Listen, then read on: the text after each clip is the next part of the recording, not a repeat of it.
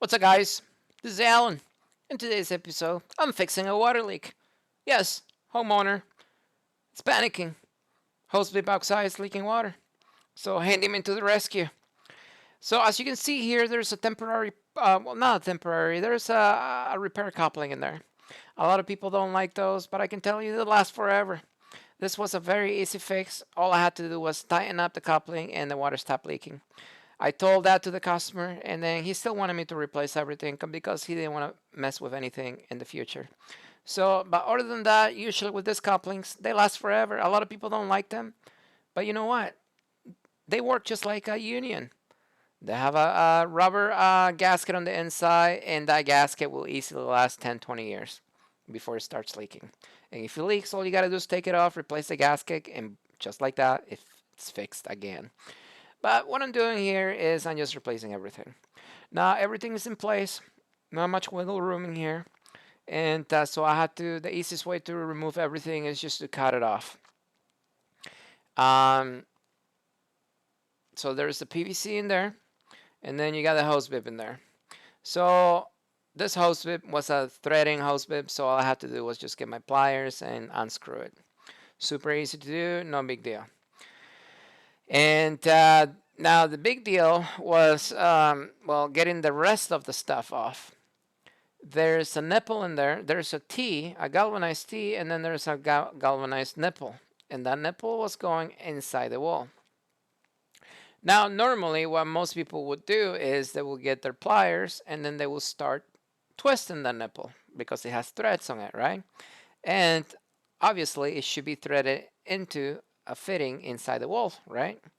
But the thing is, lesson number one, I made this mistake in the past, getting confident, complacent, and then you screw it up, and then your day just goes to excrement. But anyways, never twist a stupid any pipes. Never force anything. If you feel any resistance, you need to see where it's attached to. So that's what I'm doing here. I told the customer, hey dude, I'm gonna have to break the wall because there's a fitting inside the wall and I want to see exactly what it looks like. I don't want to have any leaks inside the wall. So don't be lazy. Take your time. And it may take you a little longer, but it's, the peace of mind you're going to get, it's priceless. So I've had times in the past where I forced it and I didn't realize, and the stupid pipe inside the wall twisted and started leaking. It happened to me back in the day in a bathroom when I was replacing a bathtub spout. It just wouldn't give, and I forced it too much. I was able to unscrew it, but I didn't realize that the pipe inside the wall twisted and actually started leaking. So I guess what I had to do, I had to come back the next day and fix it for free. So since that day, I learned the hard way, and I never do it again. So what I'm doing right here is it wasn't unscrewing. So anytime you have an issue like that and you're working with metal, the easiest way to get anything to loosen up is to heat it up. When using heat, be careful not to catch the house on fire. Make sure the insulation around the pipe is wet and clear, and you have a water source nearby. So that's what I did here. I make sure that everything around that area was heating up, was actually wet, and I make sure my flames were pointing away from the wall. And eventually, after a few minutes, it actually worked. I was able to unscrew the pipe, you can see right there, and I was able to clean the debris around the fitting inside the wall, and everything was good to go. So what I'm doing right here is I'm just dry fitting everything, and then I'm soldering a new metal fitting with a piece of copper pipe. I decided against using galvanized. It's just too bulky. It looks ugly, and nobody uses galvanized pipe anymore. So yeah, so I went copper. Problem with copper is expensive. So make sure when you give an estimate to a customer that you account for that price. Another thing is a lot of people like to use Teflon tape and pipe sealing paste. I use both, so just be safe. And then when tightening anything, I don't force it. As soon as I feel resistance, I go about quarter to half a turn more, and then I'm good to go. So it doesn't really take much to stop the water from leaking. I learned that the hard way too. But anyways, as you can see here, I'm starting to dry fit the PVC parts of it, and it was a little tricky because I didn't have much wiggle room. It would have been a lot easier if I had done everything with copper instead of just PVC and copper. But the reason I didn't do it is because freaking copper is expensive. Yes, just in copper, like the little stuff that you see here on the screen, I spent like $40. Those stupid fittings right there, the female fitting and the male fittings and all that, they're like almost $10 each. Yeah, extremely expensive. So I wasn't about to do everything in copper because it would have been, a lot of money. And I wasn't really charging that much money for this job simply because it was a small job. Things like this, they don't take long, and it just, you cannot really justify charging a lot of money unless it's an emergency. And this was not an emergency. So that's what I had to do. Part of it with, copper, and part of it with PVC. And here I'm just dry fitting everything because I only get one shot. Once everything is in place and the PVC glue is dry, that's it. There's no going back. So, yeah. So here I made another mistake. It was like freaking over 100 degrees. And then I'm soldering my fittings right here. And I guess I have my, I heated it up too long. And normally, once you take off the flame from the pipe, the solder dries like within seconds, right? It was really bright. The sun was out, and I didn't notice it. And as soon as I picked up my fitting, everything fell apart because the solder wasn't solidified yet because it was so hot. So that's another mistake that I made. So, whenever you heat something up, just make sure let it sit there for, about a minute, just to make sure that everything is, you know, cooled off, and then the solder is just not gonna, you know, come off because it's still hot and in its liquid form. But yeah, that's a little mistake I made there, and that cost me, an extra 10 minutes of labor because I had to wait for it to cool off. I have to, clean everything off again and then resolder it.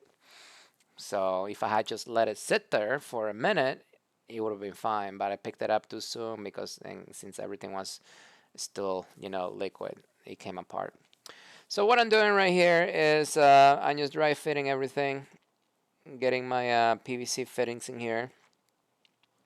And that's super easy to do, guys. It's just measuring, and then the hardest part about this job was just working outside, and then it was freaking hot. Other than that, nothing fancy. Some of you guys are gonna give me crap about, using a PVC shadow valve right there. But check this out, that valve was like $6. I really wanted to use copper, quarter-inch turn ball valve, but those freaking things were like $25, so I wasn't about to spend that much money.